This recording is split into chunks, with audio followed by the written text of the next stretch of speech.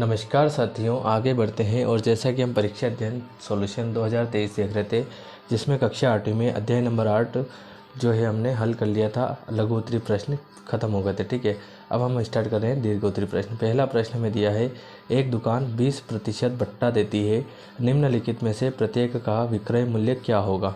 ठीक है, यहाँ पे हमें बताया है 120 रुपये वाली अंकित मूल्य की एक पोशाक है, 750 अंकित मूल्य वाले एक जोड़ी जूते और 250 अंकित मूल्य वाला एक थैला।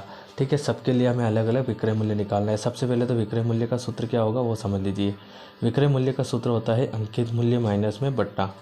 ठीक है, कौन सा बट्टा, ये अलग बट्टा हो जाएगा। यहाँ पे बट्टा परसेंट में दिया है और यहाँ पे हमें बट्टा जो है पैसे रुपये में लेके आना है। ठीक है, तो बट्टा अगर रुपये में लेके आना है तो क्या करना पड़ेगा, तो जो भी अंकित मूल्य है उसी का बट्टा हमको परसेंट में दिया है तो हम निकाल सकते हैं। कैसे, क्या लिखेंगे, बट्टा बराबर अंकित मूल्य का 20%, मतलब कि 120 रुपये का 20%। ठीक है, तो ये 120 और का की जगह गुणित 20 और प्रतिशत का बट्टे में 100, तो एक और एक 2 जीरो से 2 जीरो कैंसिल, 12 दूनी कितना हो जाएगा 24। ठीक, अब सूत्र लगाएंगे अंकित मूल्य की जगह अंकित मूल्य कितना है 120 रुपये माइनस बट्टा हमारा 24 निकल के आया है। अब 120 में से हम 24 को माइनस कर देंगे, जो भी हमारा आंसर आएगा, जैसे 96 यहाँ पे आने वाला है तो 96 हमारा क्या हो जाएगा यहाँ पे विक्रय मूल्य। ठीक है, तो देख लेते हैं हम यहाँ पे सॉल्यूशन। आपको पहले से ये जो है मिल जाएगा, यहाँ पे दिया है बट्टा आपको 20% है, अंकित मूल्य 120 रुपये है, विक्रय मूल्य ज्ञात करना है। तो बट्टा बराबर 120 का 20%। ठीक है, तो का की जगह गुणित और 20% का कितना हो जाएगा बटे में 100, तो 12 गुणित कितना हो जाएगा 2, 24 रुपये। विक्रय मूल्य निकालेंगे तो 120 माइनस अंकित मूल्य 120 है, बट्टा कितना आया 24, तो यहाँ पे इसको माइनस कर देंगे यहाँ पे। और जब हम इसको माइनस कर देंगे तो कितना आ जाएगा यहाँ पे 120 में से अगर हम 24 को माइनस करते हैं तो हमें मिलता है 96 रुपये। कितना मिलता है 96 रुपये। उसके बाद हमको जो है सेकंड दिया गया है, तो देखो सेकंड मैंने यहाँ पे ऑलरेडी कर रखा है, बस आपको समझना है। अंकित मूल्य 750 रुपये था, बट्टा आपको 20%, तो बट्टा निकाल लिया। 750 का 20% तो वही है 750 गुणित 20 बटे 100 हो जाएगा। 2 जीरो से 2 जीरो कैंसिल हो जाएगी, 75 का 2 से गुणा करेंगे 150 रुपये हमें मिल जाएगा। विक्रय मूल्य करके हम निकाल लेंगे यहाँ पे, तो कोई बड़ी बात नहीं है, आप कर सकते हैं इतना। तो इसके बाद हम देखते हैं तीसरा वाला, तो ये जो सी आपको दिया है ये भी आप समझ सकते हैं यहाँ से। ठीक है, अंकित मूल्य आपको दिया है, बट्टा परसेंट में दिया है, 20 का 20 ही रहेगा, तो बट्टा बराबर 250 का 20%, तो 250 गुणित 20 का बटे में 100, 2 जीरो से 2 जीरो कैंसिल, 25 दूनी 50। अब विक्रय मूल्य निकालेंगे तो अंकित मूल्य माइनस बट्टा, तो 250 माइनस 50 कितना हो जाएगा 200 रुपये। ठीक है गाइस, तो ये था आपके क्वेश्चन नंबर फर्स्ट। आप इस पूरे का पहले स्क्रीनशॉट ले लीजिए। उसके बाद हम देखते हैं क्वेश्चन नंबर सेकंड। यहाँ से लीजिए, ये फर्स्ट वाला और ये सेकंड और थर्ड दोनों साथ में। ठीक है, अब हम देखते हैं next question number second. Question number second दिया है, एक दुकानदार ने 2 टेलीविज़न सेट 10,000 प्रति सेट के 10,000 रुपये प्रति सेट की दर से खरीदे। ठीक, समझना यहाँ पे खरीदे हैं। उसने एक को 10% हानि से और दूसरे को 10% लाभ से बेच दिया। अब ये ज्ञात कीजिए कि कुल मिलाकर उसे इस सौदे में लाभ हुआ या हानि। तो सिंपल सी बात है, आपको लाभ निकालना है और फिर हानि निकालनी है। ठीक है, क्या निकालना है, लाभ निकालना है और हानि निकालनी है। तो ये क्वेश्चन आपको यहीं से देख के करना है, मैं समझा देता हूँ। सबसे पहले तो आपको क्रय मूल्य दिया हुआ है 10,000 रुपये। ठीक, क्योंकि उसने जो है 2 सेट जो है प्रति सेट की, मतलब एक सेट के 10,000 है तो 2 सेट के 20,000 है, तो प्रति सेट के हिसाब से उसने खरीदा। और अगर खरीदा तो ये क्या हो गया क्रय मूल्य। लाभ जो हुआ है, पहली कंडीशन हम लाभ की बात कर रहे हैं, तो 10% हुआ है। तो सिंपल सी बात है, विक्रय मूल्य का सूत्र लगाएंगे 100 गुणित लाभ प्रतिशत बटे में 100 गुणित में क्रय मूल्य। तो यही सूत्र आपको लगा देना है यहाँ पे। ठीक, तो जब हम सूत्र लगा रहे हैं यहाँ पे तो क्या लिख देंगे यहाँ पे 100 गुणित लाभ प्रतिशत आपको 10 दिया है तो 10 और बटे में कितना है 100 और गुणित में आपका जो क्रय मूल्य है वो 10,000। ठीक, कैलकुलेशन अगर आपको करनी है तो देखो 100 और 10 कितना हो जाएगा 110 बटे में 100 गुणित में 10,000। तो यहाँ पे इस जीरो से 2 जीरो से ये 2 जीरो कैंसिल हो गई और 11 का 1 से गुना हुआ, 11 एकम 11, 1 2 और 3 जीरो, तो ये हमने लगा दिया यहाँ पे 3 जीरो। तो कुल मिला के क्या आ जाएगा 11,000। आपको बिल्कुल यही करना है, कॉपी में कुछ भी चेंजेस नहीं करना है। तो ये था पहले टेलीविज़न के लिए। अब हम दूसरे टेलीविज़न के लिए बात कर लेते हैं। अब इस बार क्रय मूल्य वो का वही 10,000 है, क्योंकि 2 सेट खरीदे थे, 10% हानि हुई है। तो हानि के केस में विक्रय मूल्य क्या हो जाएगा, तो 100 माइनस हानि परसेंट बटे में 100 और गुणित में क्रय मूल्य। तो यहाँ पे 100 और हानि भी कितनी बताई थी प्रश्न में, तो हानि भी हमको 10% दी थी, तो हमने 10% ले लिए। ठीक है, यहाँ पे 100 में से 10 जाएंगे तो 90 और बटे में कितना हो जाएगा आपके 100। तो यहाँ पे आप समझ सकते हैं कैलकुलेशन 90 बटे 100 और गुणित में 10,000। ठीक, यहाँ पे 2 जीरो से यहाँ पे 2 जीरो कैंसिल करी इन्होंने, तो 90/100 और 9 एकम 9 और ये 9,000 कितना आ जाएगा आपके 9,000।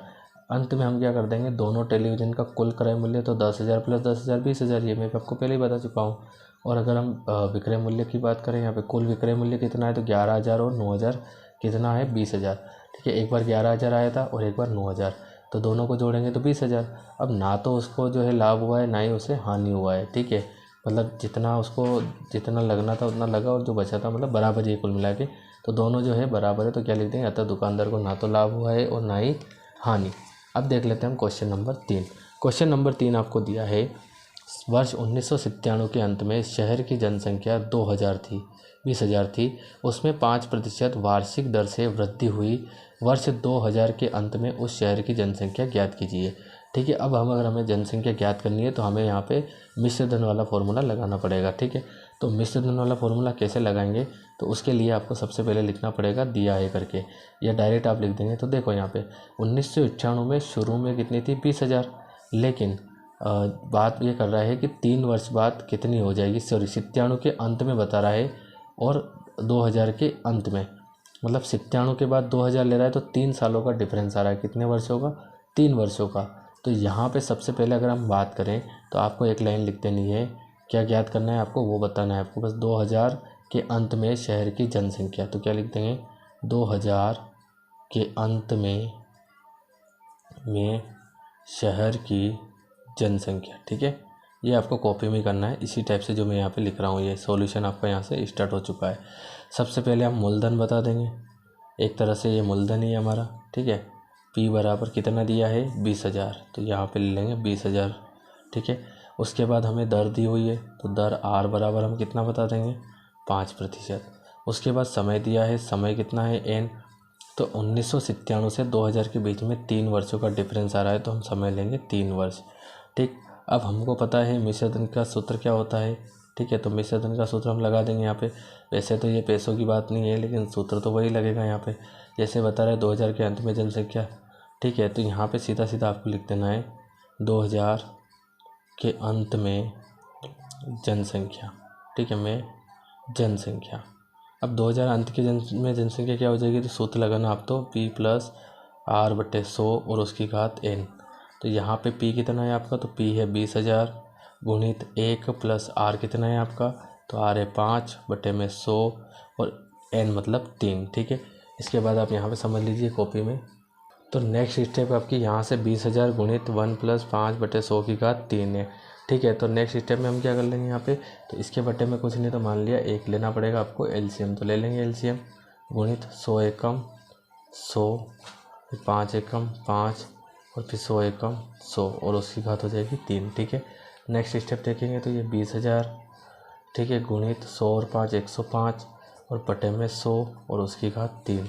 ठीक है, तो ये 20,000 गुणित इसकी घात 3 है, तो कितनी बार लिखना पड़ेगा आपको 3 बार, तो लिख देंगे, कोई दिक्कत नहीं है। ये 105/100 गुणित 105/100 काट देंगे, 1 और 1 2 3 और 4, तो ये 1 2 3 4 0। ठीक, 5 दूनी 10, 5 एकम 5, 5 दूनी 10 और ये 0, 5 दूनी 10, 5 एकम 5। ठीक है, 5 चौक 20, फिर हो जाएगा ये 2 एकम 2 और 2 दूनी 4। ठीक है, यहाँ तक तो आपको कर लेना है। ठीक, अब यहाँ पे हमारे पास बचा क्या है वो हम देख लेते हैं। तो यहाँ से बचा है 21 गुणित में फिर 21 और गुणित में 105 और बटे में आ रहा है आपके 2 आ रहा है। कितना आ रहा है यहाँ पे, बटे में 2 आ रहा है यहाँ पे। ठीक है, तो यहाँ पे हम क्या करते हैं कि सबसे पहले तो यहाँ पे 1 और 2 21। ठीक है, यहाँ पे हम क्या करेंगे कि इन दोनों का आपस में गुणा कर देंगे, जो आएगा उसको 105 से गुणा कर देंगे। तो यहाँ पे 21 का 21 से गुणा तो 441 होता है। ठीक, उसमें 105 का गुणा करना है तो कर देंगे, 5 एकम 5, 5 चौक 20। ठीक है, 5 चौक 20 और 2 22। उसके बाद ये 1 2 और 3 0। ठीक है, उसके बाद ये हो जाएगा 1 4 4। तो यहाँ बचेगा हमारे पास 5, फिर यहाँ से 0, फिर यहाँ से 3, फिर यहाँ से 6 और यहाँ से 4 और बटे में आ रहा 2। अब यहाँ पे हम क्या करना पड़ेगा, 2 से भाग लगाना पड़ेगा क्योंकि विषम संख्या है। तो 2 दूनी 4, 2 तिया 6, 2 एकम 2, एक बचेगा 2 पंजे 10, फिर 2 दूनी 4, फिर एक बचेगा 2 पंजे 10 कितना आ रहा है यहाँ पे, तो 23,152.5।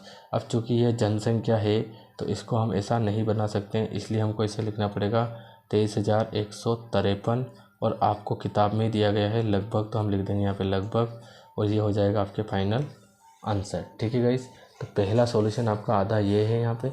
अगर आधा करके आपको समझ में नहीं आया हो तो आप मुझे कमेंट करिए, मैं पूरा एक बार फिर से कोशिश करूँगा समझाने की ये, और उसके बाद आधा आपको यहाँ से समझ लेना। ठीक है, वैसे कैलकुलेशन है, ठीक, तो हो जाएगा, कोई दिक्कत नहीं। अब हम बात करते हैं क्वेश्चन नंबर 3 की।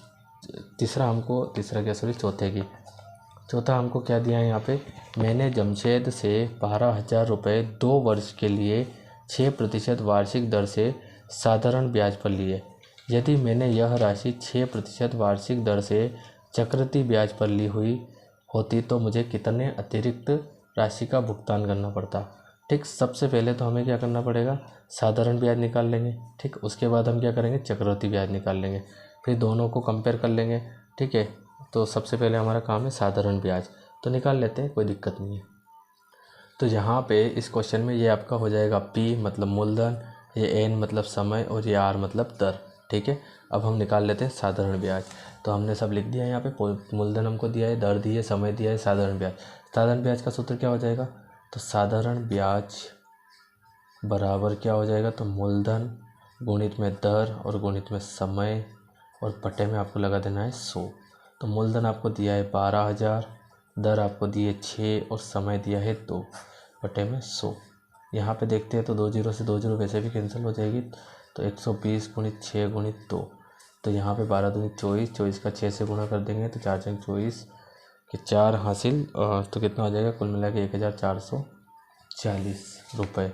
तो ये हो जाएगा आपके साधारण ब्याज। ठीक है, सॉरी लिखा नहीं है आपको, ये देख लीजिए, 120 गुणित 6 गुणित 2 बचेगा, तो ये हो जाएगा आपके 1,440। ठीक है, अब ये तो हो गया आपके साधारण ब्याज।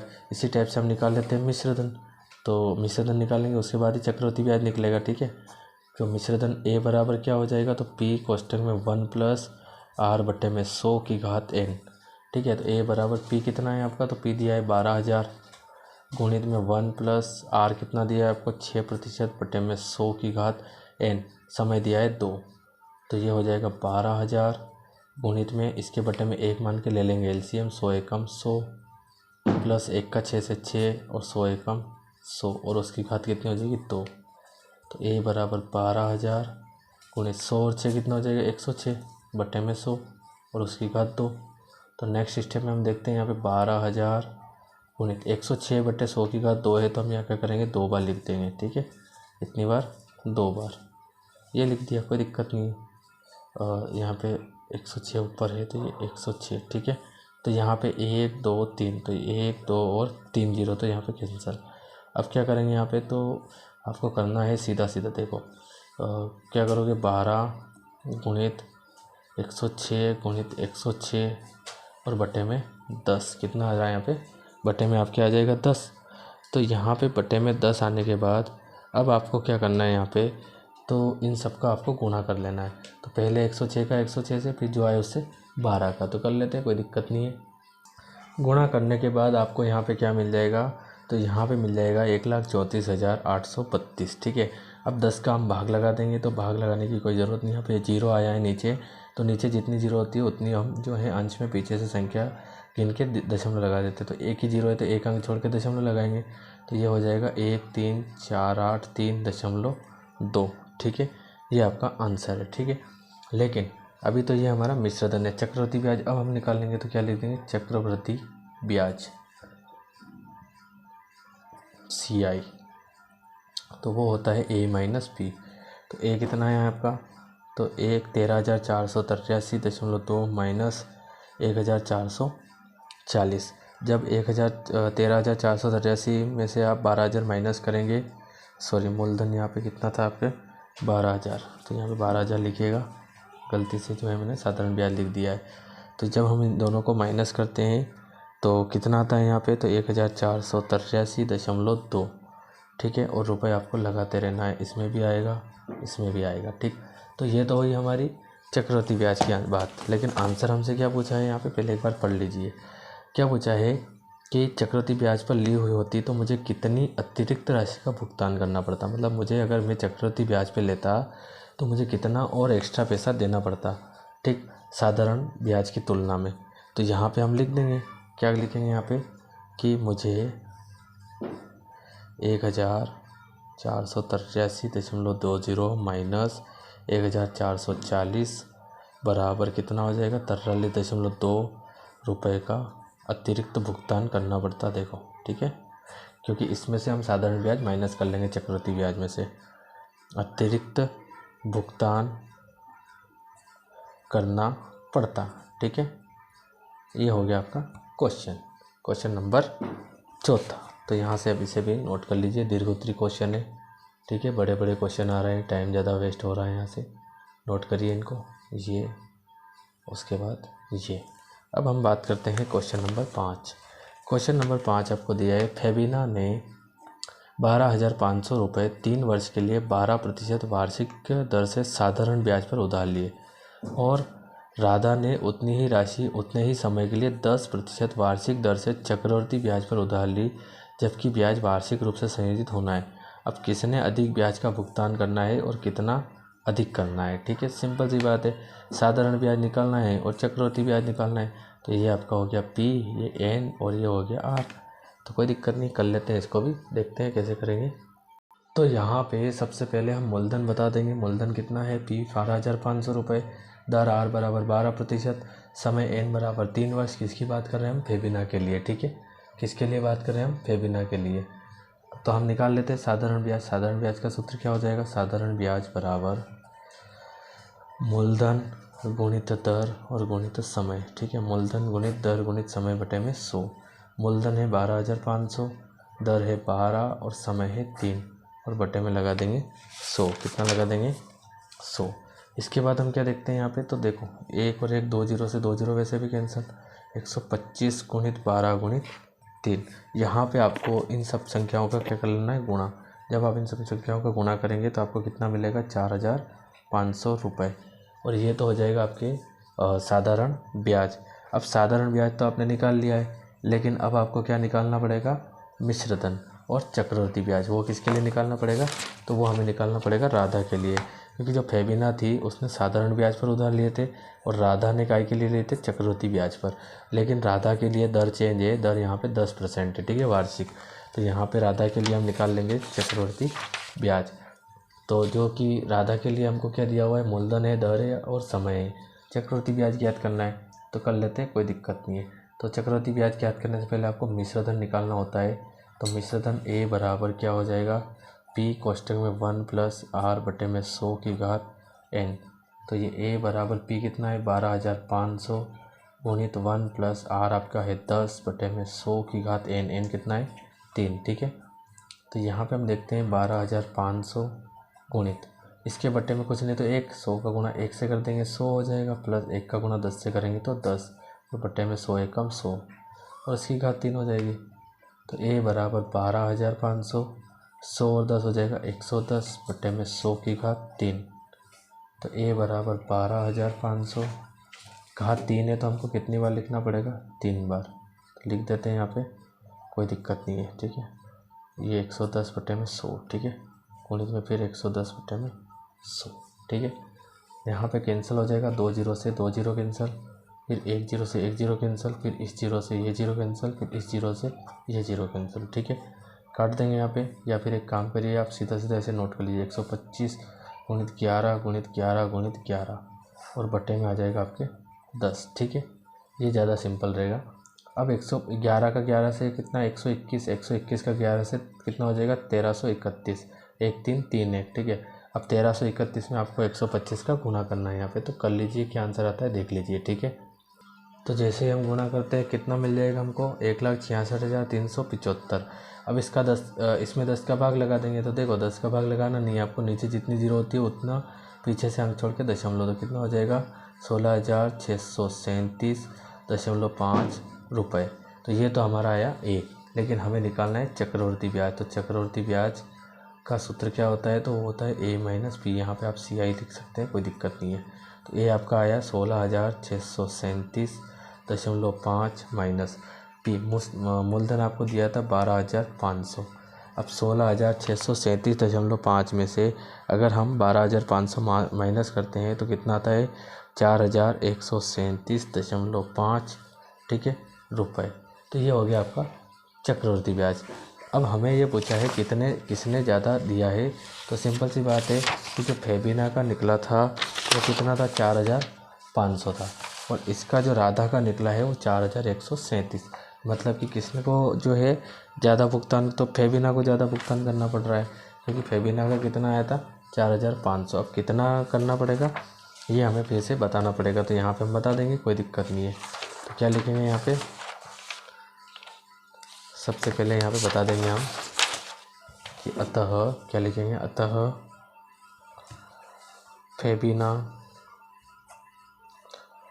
फेबिना को 4,500 माइनस 4,137.5 बराबर 365.5 रुपये अधिक भुगतान करना है, और ये हो जाएगा आपका फाइनल आंसर। ठीक है गाइस, तो आप इसे एक एक करके सबको नोट कर लीजिए। बड़ा क्वेश्चन है इसलिए अलग अलग पार्ट में चला गया ये। सबसे पहले ये फेबिना वाला साधारण ब्याज आप याद कर लीजिए। उसके बाद राधा के लिए जो हमने मिश्रधन चक्रवृद्धि ब्याज याद किया है वो कर लीजिए यहाँ से। उसके बाद ये, उसके बाद ये, और उसके बाद ये। तो उम्मीद है आपको पूरा वीडियो समझ में आया होगा, और अगर फिर भी कोई डाउट है तो आप मुझे कमेंट कर सकते हैं। ठीक है गाइस, मिलते हैं नेक्स्ट वीडियो में नेक्स्ट क्वेश्चन नंबर 6 के साथ। इस अगले आने वाले वीडियो में हम पूरा का पूरा चैप्टर फिनिश करके चैप्टर नंबर 9 की ओर अग्रसर रहेंगे। तब तक के लिए थैंक यू।